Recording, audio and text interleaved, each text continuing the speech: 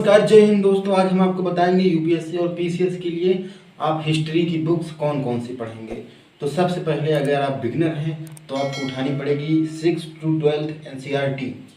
अगर आप बिगनर हैं तो आपको पहले 6 से लेकर 12वीं तक की एनसीईआरटी उठानी पड़ेगी। अगर आपके पास कम समय है तो आप 9 से 12 तक की एनसीईआरटी पढ़िए। अगर उससे भी कम समय है तो आप फिर 11वीं और 12वीं की एनसीईआरटी पढ़िए। अगर आपके पास एनसीईआरटी पढ़ने का समय भी नहीं है तो उसका भी उपाय है, आपको उठानी पड़ेगी संक्षिप्त इतिहास महेश कुमार बर्णवाल की बुक। ये पूरा 6 to 12 की एनसीईआरटी इसमें कवर की गई है। प्रीलिम्स के लिए बहुत बढ़िया बुक है और मेंस में भी इसमें कुछ काम आ जाता है। एनसीईआरटी का सार पढ़ने के बाद आपको चाहिए बेसिक बुक्स।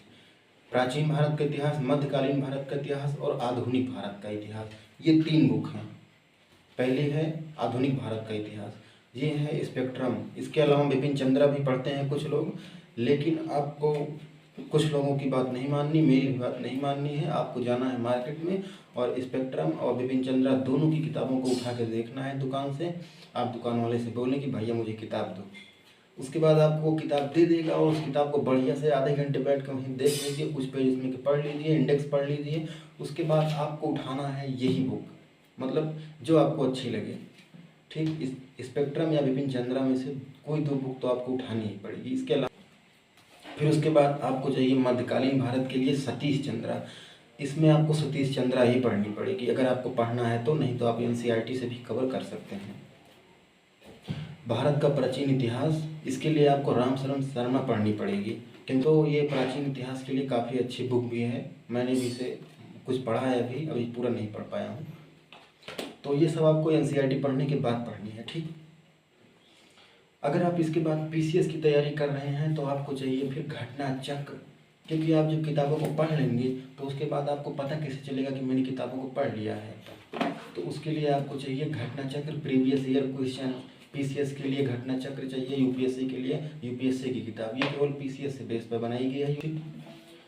अभी हिस्ट्री का एक बहुत बड़ा पार्ट छूट गया है जो कि आर्ट एंड कल्चर का होता है। उसके लिए एक मोटी सी बुक आती है, आर्ट एंड कल्चर भारतीय कला एवं संस्कृति।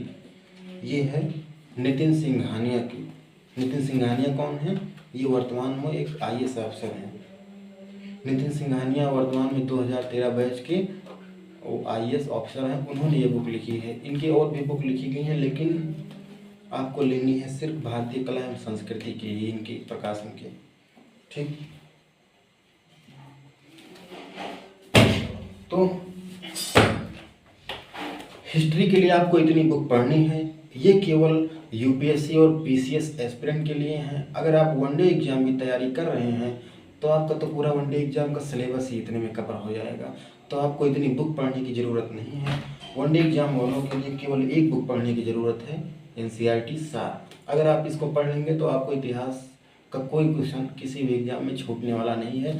चाहे आप एसएससी का एग्ज़ाम दीजिए, चाहे आप फिर यूपीपी का, जीडी का, रेलवे का, कोई भी एग्ज़ाम दीजिए, इसके अलावा कोई क्वेश्चन कहीं से आएगा नहीं। ओके, जय हिंद।